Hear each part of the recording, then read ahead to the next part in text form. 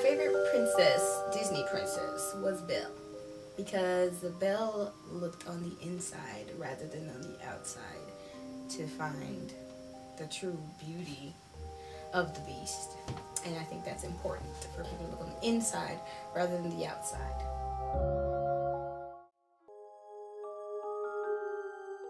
Disney princess would have to be Mulan, because throughout her movie, she was trying to gain honor for her family. And I thought it was really brave of her to, you know, pick up and leave home to fight for her country in replace of her dad. So I would have to say Mulan is my favorite.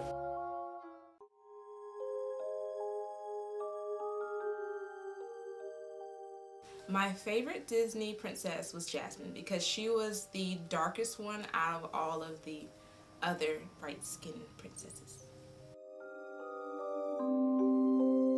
My favorite Disney princess is probably Belle, because even though she was in captivity, she still found the good in the Beast, and she saw him for what he really was, which I guess was the meaning of the story, was seeing someone behind their exterior and looking into their interior.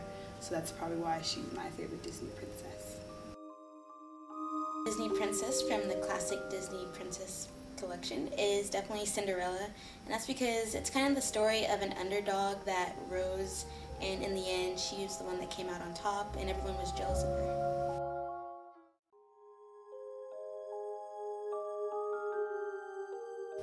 The classic Disney princesses in any shape or form did not represent the African American community, because there was not an African American princess. So we were kind of just stuck on what the ideal social princess should be, and then to the very as recent with Tiana as the Princess and the Frog, we were able to connect with her because she is actually a black princess. Well, growing up, I don't think the black princess was ever represented, because I never saw any type of African American princess. There was always Belle and Snow White and Jasmine, and I never quite understood as I got older why it took so long for them to have a black princess. Yes, there's now the Black Princess and the Princess and the Frog, but when I was a child, I didn't have that.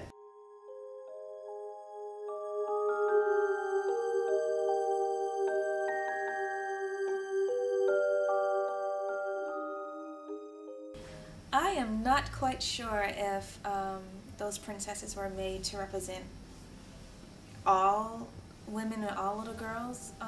That's a very tough question to answer. I don't really think that they were thinking that far when they created those princesses. I think they were just going from a storybook, and they were just targeting, is it okay for me to say, little white girls, but I don't think they were thinking outside the box that there would be little black girls or little Asian girls or little Hispanic girls watching these princesses as well. So I don't think they thought so far ahead.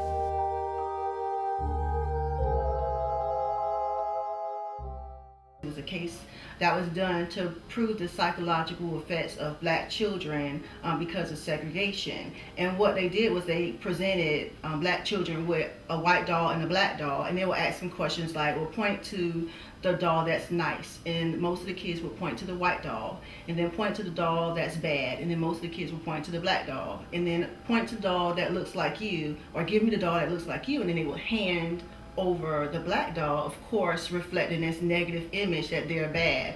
And I do believe that the Disney collection could promote this kind of negativity. However, it's important not to focus on the dolls themselves, but to focus on what the dolls represent about how black children feel about themselves, which is, you know, a negative view that I am bad, that I'm not pretty, my lips are too big, or I'm not the right color. All right, and so once we start, it's just so important for us to focus, just as African Americans, to focus on really defining our own standards of beauty. Because even if Disney were to produce 100 different black dolls, if we don't define our own beauty and don't see ourselves as beautiful, black children will definitely still choose the white doll.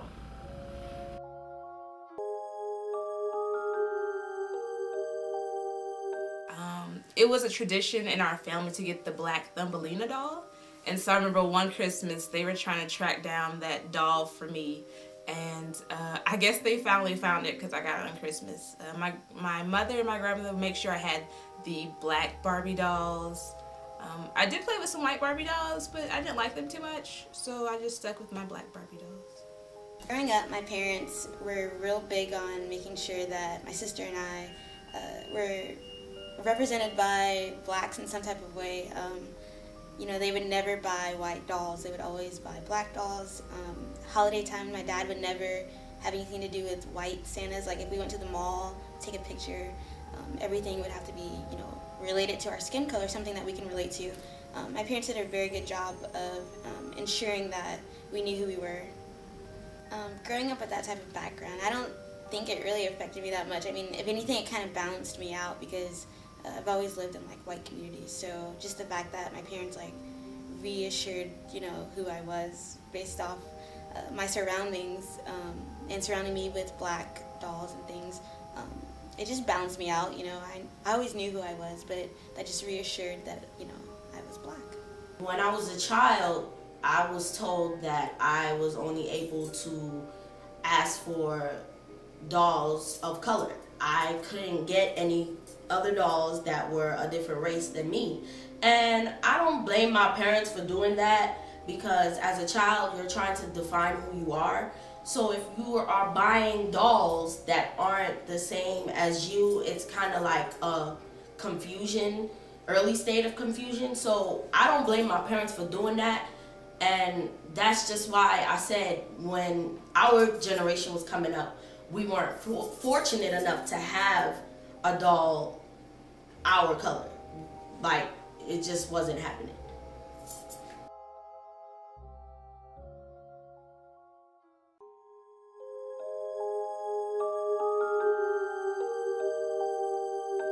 Do I think it's strange that none of the dolls looked like me when I was growing up?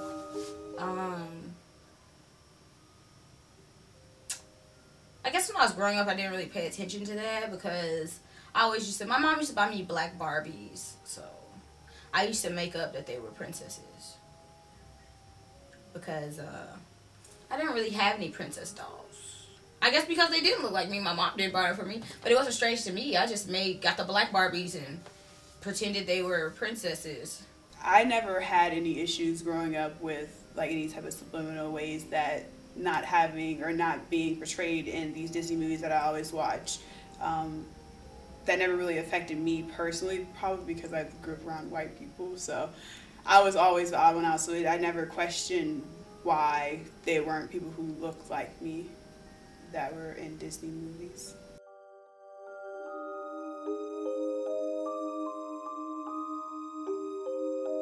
First of all, her name is Tai, named after Queen Tai, an Egyptian queen from the 18th dynasty. All right, so since she can recall, she knows that she's a queen. She knows she's a princess. All her dolls look like her. And we teach her constantly about her African American culture, her rich African ancestry. The walls in our homes are full of African American figures that just remind her of how great she is. And so she's literally saturated with so much culture. So it just really cultivates her own beauty.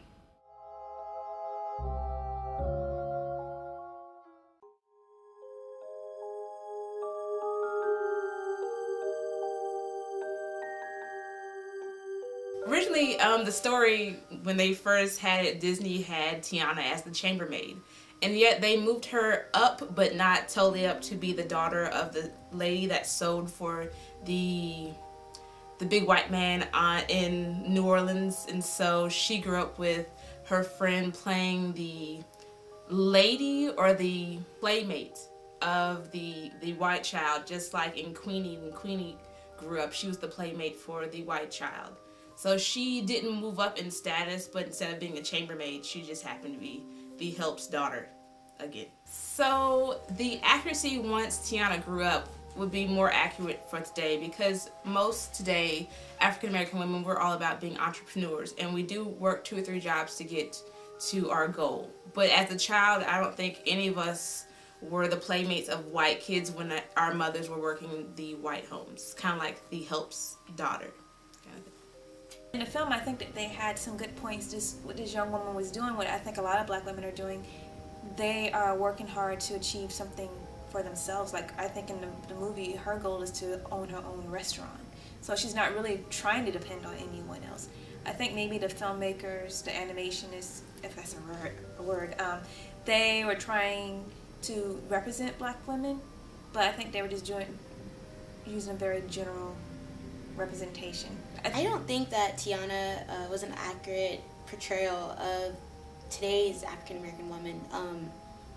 Most African American women that I personally know don't they're not waitresses in restaurants, especially not in today's society. Why does the African American female have to be a waitress? She can be a lawyer, she can be a doctor, she can be a radio personality. I mean, she can be anything. As far as Princess Tiana representing the African American struggle, I don't think she's just representing African American normal daily struggle. I think she's representing everyday struggle. Like, everybody struggles throughout life. I mean, that's just how life is. So I don't really want to slap a race on top of what she was going through in the film, but it just shows that, not everyone has a rich, father for assaulting for a country. Not everyone has, a nice house in the woods with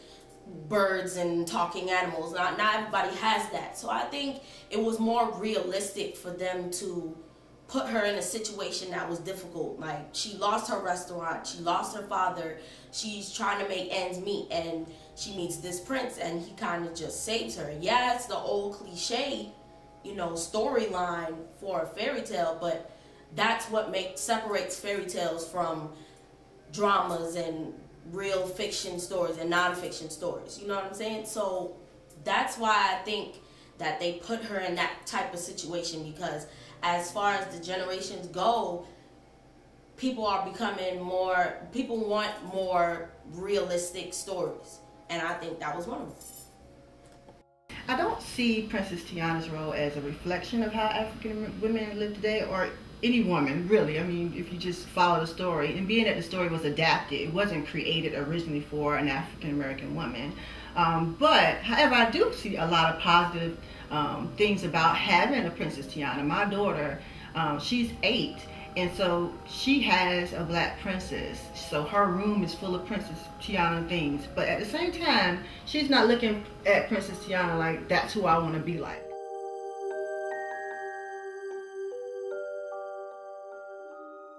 When I have children, I believe that I'm going to basically do the same thing my parents did, because I don't think anything is too much. I think it's important that I let them know, and that it comes straight from me, and not leave it up to society to let my children know who they are and who they can relate to.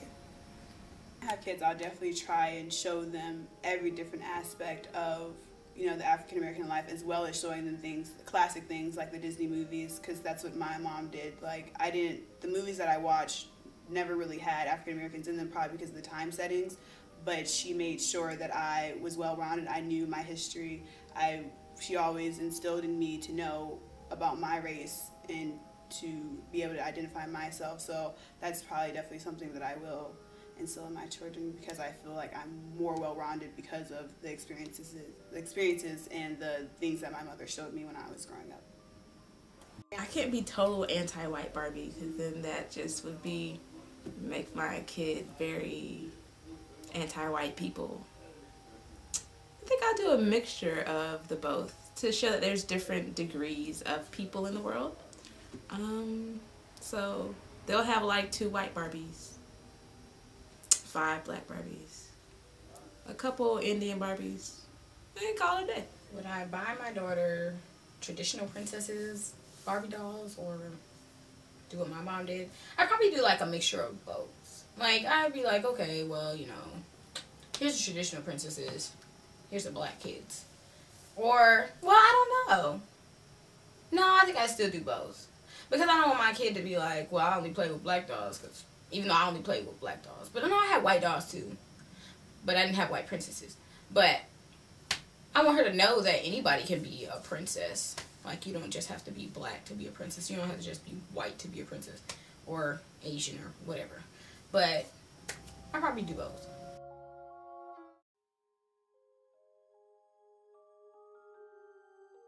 has a responsibility to tailor to the diverse population that they serve. In fact, all businesses should cater to the diversity of their consumers. However, if their consumers, African Americans, are purchasing the products that they put out there and not requiring or demanding or even boycotting when necessary, and buying those products, then what incentive would Disney have as a business to put out more diversified products? That would be the question. And so we don't have to wait. Luckily, we don't have to wait for Disney. We can go outside of Disney and other products and find more African American images and dolls that represents our children. And again, really, really focusing on defining our own standards of beauty and that being okay with us.